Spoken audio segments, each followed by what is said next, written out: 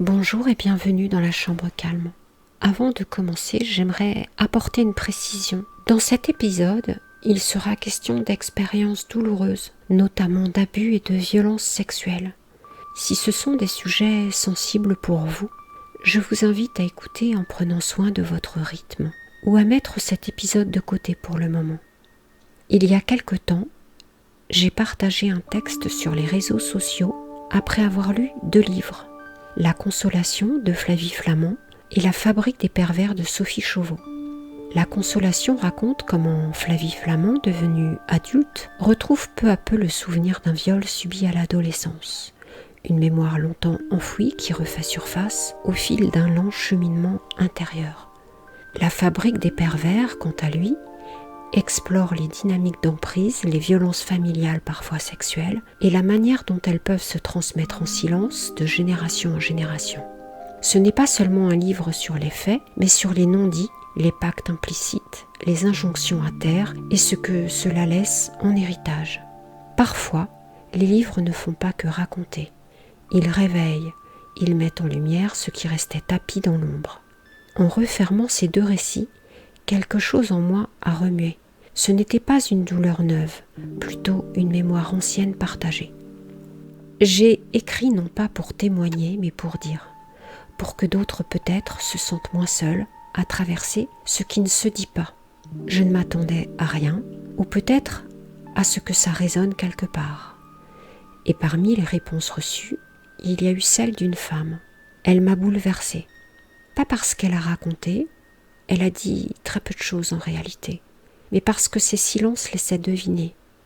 Elle a lu, elle s'est reconnue, et quelque chose s'est mis en mouvement. Elle s'est tue trop longtemps. Ce silence-là laisse des traces. Il s'insinue dans les gestes, les choix, les silences d'adultes. Il rend les relations incertaines, les regards fuyants. Il apprend à se méfier de tout, même de l'amour. Et pourtant, malgré tout, elle a tenu. Elle a grandi dans le silence, pas celui qu'on choisit, celui qu'on vous impose. Le silence des adultes qui regardent ailleurs, le silence des gestes qu'on n'explique pas, un silence qui colle à la peau comme un vêtement trop serré. Elle a grandi ainsi à l'ombre des mots, dans une maison où l'on ne disait pas, où le silence était au centre. La vie a répété cela, ce qui ne se dit pas. Il y a peu, elle a lu mon texte, quelques lignes peut-être, des phrases posées là en équilibre, qui disaient ce qu'on ne dit pas d'ordinaire.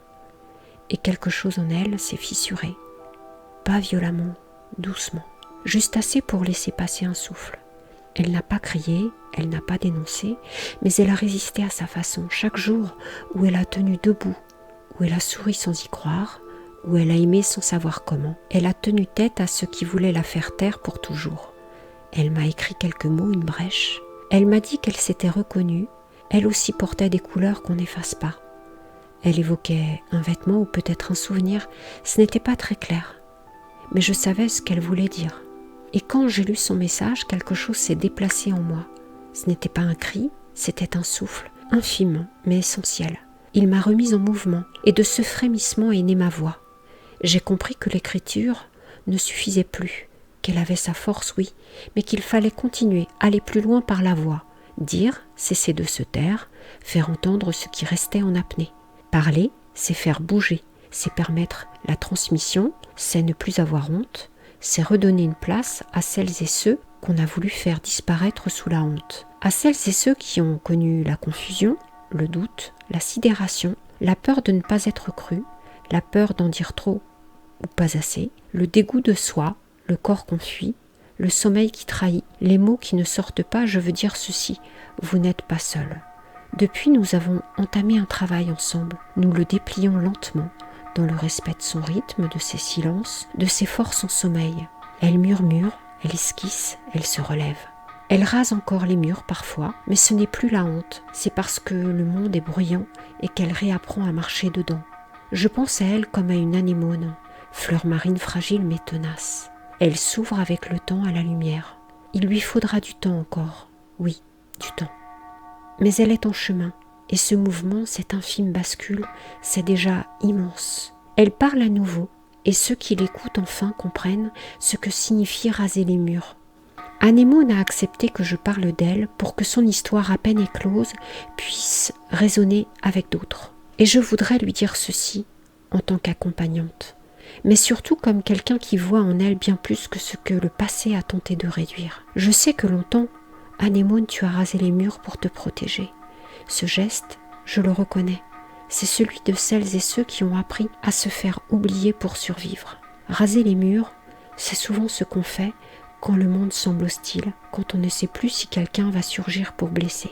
Mais aujourd'hui, Anémone, tu peux réapprendre à marcher au centre. Pas pour t'exposer, mais pour exister. Pleine, vivante, digne. Tu n'as plus à fuir ton corps, ni ta voix, ni ta présence. Les murs peuvent devenir des appuis, et ton chemin peu à peu peut se border de regards bienveillants, non plus menaçants. Je vous remercie d'avoir choisi d'écouter ici, dans cet espace calme et bienveillant, que ce moment soit un souffle, un temps suspendu.